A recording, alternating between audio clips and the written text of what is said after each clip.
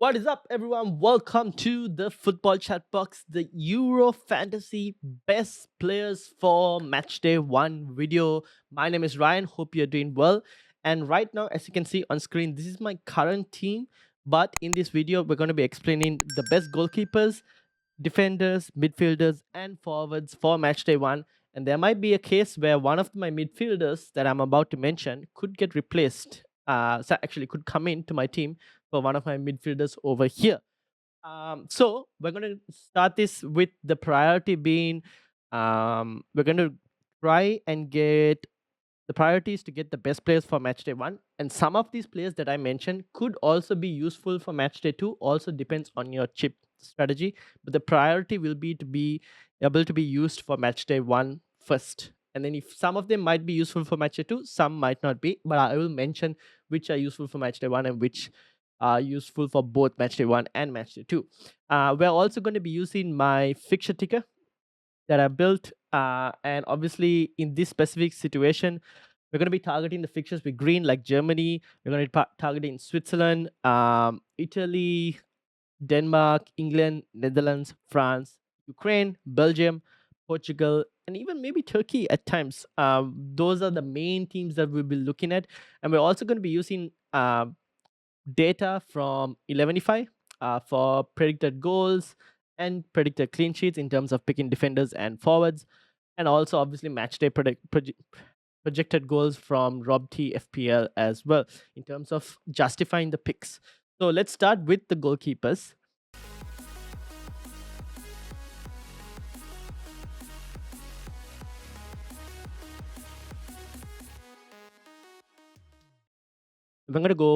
I'm gonna sort this by goalkeepers.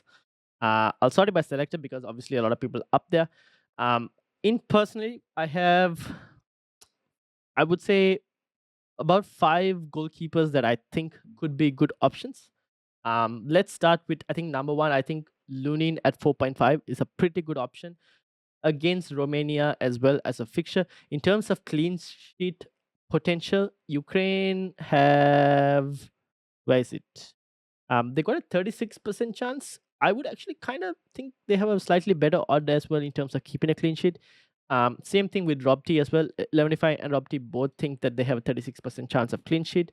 And this obviously is the same over here. So you want to be picking, ideally, before I get into the rest, you want to be picking in terms of defense. Anyone from Germany, Italy, England, Portugal, Belgium, even Denmark are probably really good options. But sometimes when it comes to goalkeepers, you have to look at like individual match days as well. And you need to pick your goalkeepers. In this specific situation with goalkeepers is a bit more harder because you don't want both keepers playing on the same day. And what I mean by that is, if you go to the matches and if you see here, you got day 1 Germany versus Scotland, day 2 you have 3 games: Hungary versus Switzerland, Spain, Croatia, Italy, Albania. Now if you saw my team, I had Costa and Lunin, right?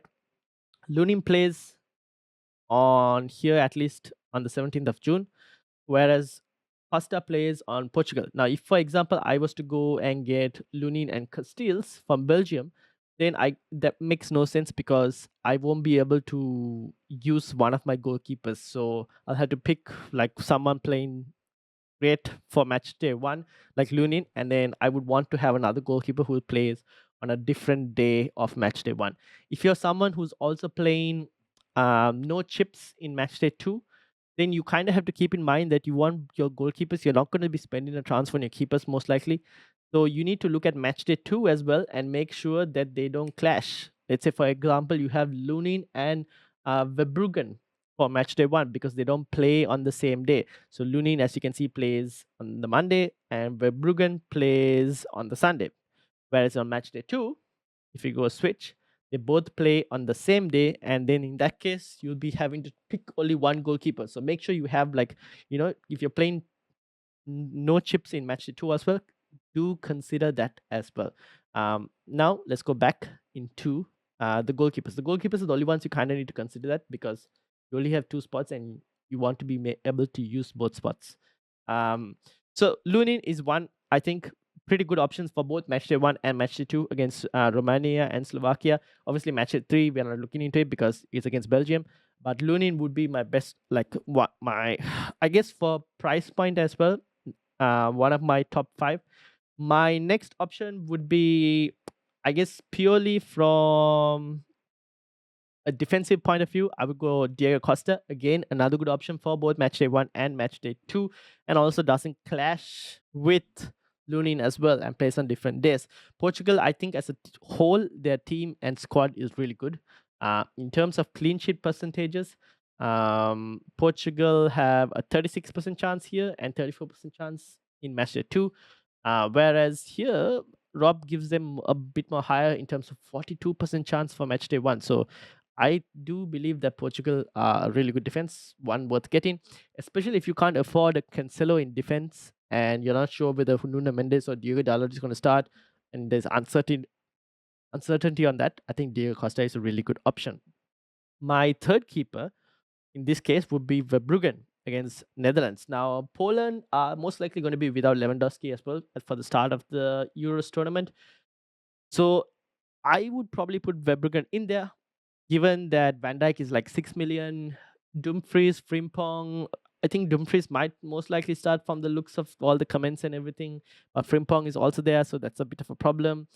And the rest of the Dutch defense is pretty highly priced in terms of 5 million, 5.5 million as well, which makes Verbruggen, given that Ronald Koeman has come out and said that he is going to be first choice keeper, a really good option for match day 1. Maybe not for match day 2 because he plays France. But if you're not going for Lunin and you want to go for Verbruggen instead for both match day 1 and 2, it's not too bad. But match day 1, he is pretty good. The other options I would go with would be Pickford. I think I've seen a lot of people go for Pickford. I don't mind Pickford as an option, especially if you're like you don't want to go for Guehi and you also at the same time aren't really sure which other England defender you really want to get. Pickford is not a bad option. He'll keep a couple of saves as well. I don't think the England defense is that strong, to be honest, as well at the same time.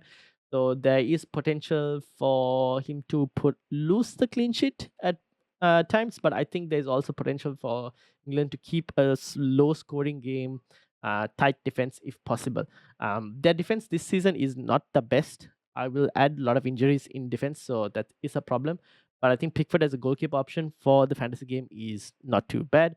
And that leaves me with one more keeper probably to mention. And for that, this one will have to be a bit more of okay, here's the thing. I'm going to give you guys a 4 million keeper option, and it's up to y'all if you want to really take it or not. And that is Moldovan, the Romanian keeper. Now, he is going to be playing against Ukraine. He's probably one of the few 4 million choice goalkeepers that you would be able to find. If you want a 4 million choice goalkeeper and you have Costa or a Pickford that you think is going to be a good option, I don't mind having a go at it just in case Romania and Ukraine play out a nil-nil scoreline. You kind of benefit from that specific case. So it's worth a hit as an option. And then one more other keeper would be the Belgium goalkeeper, which would be Castells. Now, Castells is looking likely to be the number one keeper because Cels, we were initially thinking would have a chance, but not going to be the case. And obviously, Belgium have really good fixtures for match day 1, 2, 3, and they are also a squad that is pretty good and they have a pretty comfortable group as well. So Castells is my other goalkeeper choice. Now that's for goalkeepers. I'm not going to suggest anyone else. We've kind of mentioned Netherlands. France, I would suggest, but I think it's too expensive, Mangaren. And I do rate Austria as a team. I think Austria could potentially score, so I'm not going to suggest there. We've suggested England. Denmark, I'll come with regards to the defense, maybe not goalkeeper. And Italy, we're same thing with the defense and not probably not the goalkeeper because Donnarumma might be a bit too pricey. Germany, Neuer is too pricey as well, and Portugal we mentioned as well as a goalkeeper option, and obviously Ukraine we mentioned. Now let's go into defenders. All right, defenders.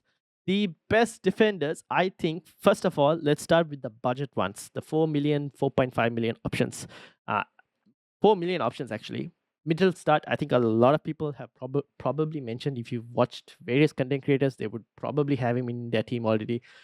4 million priced left back playing for Germany, starting in their team as well. I think he's just a gem and a potentially good attacking fullback as well. German defense is projected to have the highest clean sheet percentage of 52%. I don't know if that's kind of a home team bias as well. I don't think I would rate 52%. I think they have a good chance, but not that high. I wouldn't put it that high. German defense is a bit suspect at times. But middle start at 4 million is a pretty good choice. So I'll go for him in number one. My second pick would be the Italian defense in DiMarco. 5 million option. At the moment, he is the one that we think is at least from a safety point of view in terms of minutes most likely to start. You could actually mention Cambiaso as well, if I'm not mistaken, who is, I believe, 4.5. Oh, he's 4 million, but we cannot guarantee whether he'll start or not. So because of that, I'm going to go DiMarco as my next one in terms of Italy defense. You could go double up, but I don't really recommend double up because we're still unsure on like who the other fullbacks will be and like what system Italy are exactly going to play. So DiMarco, I think, is kind of a safer pick with regards to defense. My third pick would be actually Wout Faes. Just like Castells in terms of Belgium goalkeeper, Faes at 4 million is a budget enabler who, I mean, he's just going to play. He's definitely going to play. He'll get a decent amount of ball recoveries. Could potentially from set pieces maybe cause a bit of a problem as well in terms of a goal threat. But for 4 million, I mean, playing for a good team with a good defense against good fixtures, both for matchday 1 and matchday 2, can't go wrong. I should mention DiMarco is just purely a matchday 1 option. Matchday 2 against Spain is definitely not a good point to have him. I think Spain will score. So matchday 1 against Albania, not too bad. My next bet would be Cancelo. Now, Cancelo, if you can afford to get him, I would definitely go there. Especially if you don't have any Portuguese defense and you're looking to get Portuguese defense, Cancelo is a really good option. Will definitely play, whether that's left back or right back, and will be extremely attacking as well. So Cancelo, definitely there. Price is a bit of a problem, but definitely would look to get him in. I would also go for, in terms of other options, I'm going to suggest Van Dijk from Netherlands. Now, we did mention with regards to the goalkeeper in Verbruggen that Lewandowski is not available. Van Dijk also offers the goal threat in terms of set pieces. He scored in the last 2 friendlies as well from set pieces from a corner. So I think Van Dijk is a really good option. The only problem is he is priced at 6 million, which is quite high. And I think at best, I would probably only go for Cancelo for that money. But Van Dijk is a really good shout if you want to go and get. Theo Hernandez is a possibility, is a good shout. But I do think Austria have a chance of scoring. So I'm probably not going to go there. But I don't mind him, to be honest. For just a match day 1. Match day 2, I think Netherlands will be a tough game. So I probably wouldn't recommend there. Trent, I think Trent is someone that purely for match day 1, I would recommend against Serbia. I do think it's still going to be a tough game, but he's most likely going to be playing in midfield. For match day 2, I don't know if he'll actually play for match day 2, to be honest. Then I won't be surprised if Southgate actually drops Trent after match day 1 and plays like a Gallagher or Kobe Mino in match day 2 to try and get more defensive players in that against Denmark, because it might be a tough game. So I would put Trent for match day 1 because the rumors are that he's most likely going to start. So Trent for match day 1. If you don't want to go for Trent, the other option for English defense would be Guehi. If I can find him, that is at 4.5. Mark Guehi, here we go. 4.5, Mark Guehi will definitely start now that Harry Maguire is not there. Pretty good option. And another one I should probably mention, who is a favorite in past Euro Fantasy game. If anyone owned him in the last Euro Fantasy game, definitely very attacking Danish fullback. And if you've seen, Denmark have, in this case, they've got, where is Denmark? They got a 42% chance of a clean sheet. In 11.5, they've got a 45% chance of a clean sheet. Purely a match day 1 option only, because match day 2 they play England. So match day 1, Joachim Mahil, I'm probably butchering that name, a very attacking fullback, and I would probably look at him as well. Jonathan Tah from Germany should be mentioned, given that they've got like a 52% chance of a prediction, like a clean sheet possibility for match day one. I would probably look at Germany here, 41%. Jonathan Tah, if you want to double up on German defense, it's not a bad option. Where is Jonathan Tah? Here we go. 4.5 million as well. Jonathan Tah, not a bad option. Are there any other players? Probably not. Like I wouldn't like. I've got Widmer in here, Fabian Shah. Like wouldn't consider them that much of like the best players to get. So I wouldn't mention them. I would like to have mentioned Frimpong, but I don't know if he's going to start. That's the one problem. If he was going to start, I would definitely have him if I knew he was going to start. I just don't know if he's going to start. That's the slight problem. And Rudiger also at 5.5. I wouldn't go there, especially when you have Mittelstadt and Jonathan Tah, who are significantly cheaper. So that's my defense. Let's move in to midfield. All right, midfield. Now this is where there is potential to have good players, but there is also like so many budget players that we want because we're trying to like maximize our defense and attack, especially. Um, in midfield, I'm going to go first with the German players. I think Florian Wirtz is a really good option.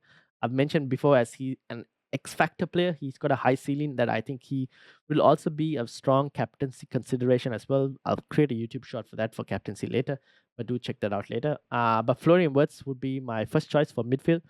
Bruno Fernandes, I definitely want. I've mentioned already about how good Portugal are, and in terms of trying to predict the other Portuguese attackers that I want in my team, um, there aren't that many that stand out, obviously, and the rest, like the ones like Rafael Leao, Cristiano Ronaldo, all take up a forward spot. Maybe Bernardo Silva you could mention, but I actually is Bernardo Silva even a midfielder in this game? Probably is, but Bruno Fernandes, 90-minute player, most of the creativity, if not all of the almost all of the creativity will go through Bruno Fernandes. Goals, assist, you name it, he has it. So Bruno Fernandes is my second pick. If not, I would actually have Bruno Fernandes as my first pick, or even over Florian Wirtz. Um, Third one, I think I should mention Jorginho as a 5 million enabler. You can't go wrong with Jorginho as a 5 million enabler, especially against Albania. The thing with Jorginho is he's most likely going to be a match day one pick. Match day two, for those of you who are playing a chip, you might think about playing him for match day two. You could probably look to move him out as well, but there aren't that many places you can go for. I think Jorginho is kind of a no-brainer, especially for match day one, potentially on penalties as well. So I'd go for Jorginho. My other option would be I would actually go for. I should mention it. Oh yeah, Bernardo Silva is here, but I probably prefer Bruno Fernandes.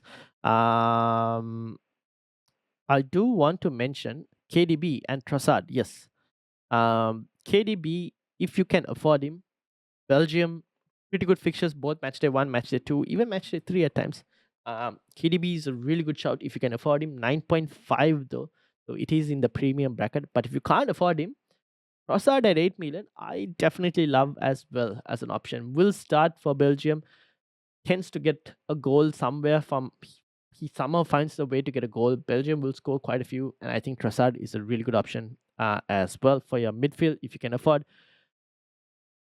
After that, in terms of just purely match day one, I think I might give a shout out to Szoboszlai against Switzerland, but I wouldn't favor Hungary too much against Switzerland. I do think Switzerland have a slight edge over that, even though people are kind of like not rating Switzerland as highly. I do think they're still a pretty decent team, and I probably you could have Soboslai as an all rounder, but I would prefer a few others ahead of him, especially for match day one. If you're looking purely for match day one, I think Xavi Simons needs to be considered, given that Netherlands are very attacking. He will most likely play with Frimpong not starting, and play on the right. So Xavi Simons definitely needs to be considered. And then who else am I missing? There was one more, the Ukrainian player who I'm most likely looking to get in over a certain Christian Eriksen, and that is Sudakov. He is basically the number 10 for Ukraine. Good fixtures in both match day 1 and match day 2. If you go back to my ticker, as you can see, for those of you who are not playing a chip in either, Romania and Slovakia, good fixtures for Sudakov. And I might potentially even look to get him over a Christian Eriksen, who I will mention next, but 6.5, if I want to free up that cash, really good price point for a midfielder, and I definitely love him. And with that, we go to Christian Eriksen against Denmark, against Slovenia. Ericsson will be on set pieces and whatnot. I do love him. The only problem is minutes. Can he play a full 90 minutes? We'll kind of have to wait and see, especially like with games back to back. That's the one slight problem that you with Ericsson, which is why I'm thinking I might actually move to Sudakov as well instead. But Ericsson has to be added in there as well. After that, I don't really have many other options to kind of give you. You could go for Gundogan, but I'm a bit kind of off with Gundogan. He hasn't performed as well recently. I haven't mentioned any English midfielders, and the pure reason for that being, I'm not really sure what Southgate is going to do. Is he going to play Saka? I think he's going to play Saka on the right, most likely. Um, and probably Foden on the left, which doesn't make Foden a great option. And then obviously you've got Bellingham there at 9.5. But I would like to kind of wait and see how England perform on day 1 before kind of making a decision with regards to the English midfielders. But if you're not going with a Harry Kane up front, then if you had to pick an English midfielder, I would probably go for Foden actually. He's just been on really good form, and I would probably go for Foden over a Saka as well. I think there's a slight minutes risk to Saka as well with Cole Palmer there. Cole Palmer could come off for like 20 minutes, maybe at least the last 20 minutes. There's a minutes risk for Saka as well in terms of that. So I would probably go for Foden even over Jude Bellingham as well as my pick. So those are my midfielders for match day 1. Let's move in to the forwards. Now, forwards. Let's just get this out of the way. Kylian Mbappe is arguably one of the best options, not only for captaincy but also for a match day 1 pick. I'm just gonna tell you, get him in. Simple as that. The next best pick I would say would be Lukaku.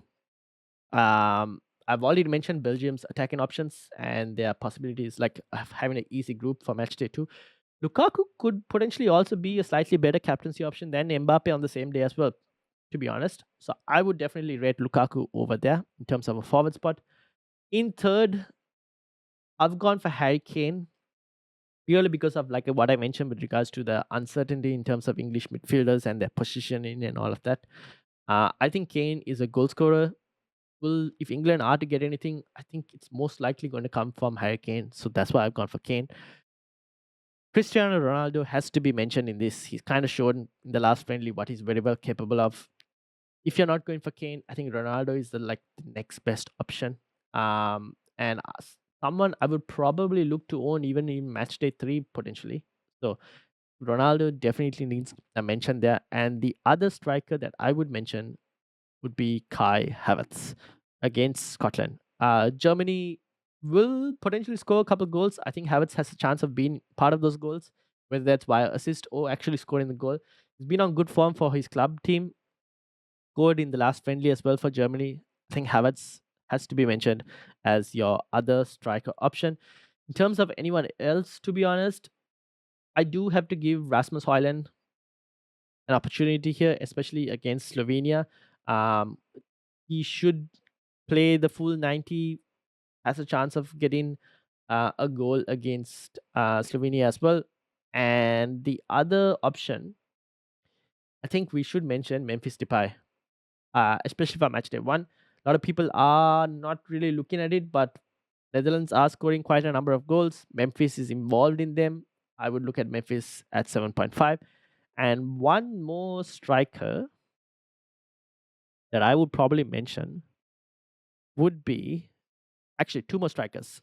I think Skamaka, purely for a match day 1 pick, should be there against Albania. Probably the easiest fixture for Italy in the group as well. Definitely the easiest fixture for Italy in the group. So Skamaka is one. And the other striker that I would mention, I would probably add Lamine Yamal, the wonder kid, for Spain. Spain score a lot of goals in their games, and Yamal should be a pretty good goal threat for that. I know it's against Croatia; it is a tough fixture, but they do score a lot of goals in their recent friendlies. If you've gone and checked, they do score a lot. So I would definitely add him as well as an option. After that, I think there are a couple like cheaper options, but no one that really strikes as someone that I would want to get, to be honest. So those are my best players for match day one. Let me know in the comments if I've missed anyone. And if I have, put them in the comments so that people who are watching can also go and check them out as well. But yeah, that's my fixture ticker. If you haven't taken a screenshot, take a screenshot. It's on Twitter, it's on Instagram as well. Feel free to take a screenshot or whatever. And obviously, thank you to Rob and 11ify for their data as well in terms of clean sheets and projected goals as well. But yeah, hopefully that helps you. Let me know in the comments what you think. And I might actually do it right here. Probably get, like I mentioned, uh, Sudakov, the Ukrainian instead of Christian Eriksen for the moment. Let's do that transfer live. I've already mentioned him on the video. Let's do it. I've got 0.5 now. I'll see you all for the live stream on Friday, 2 hours before the Germany match kicks off. I will be live on YouTube. Hit the like button, hit the subscribe button. Thank you all for watching, and I'll see you all later. Peace out.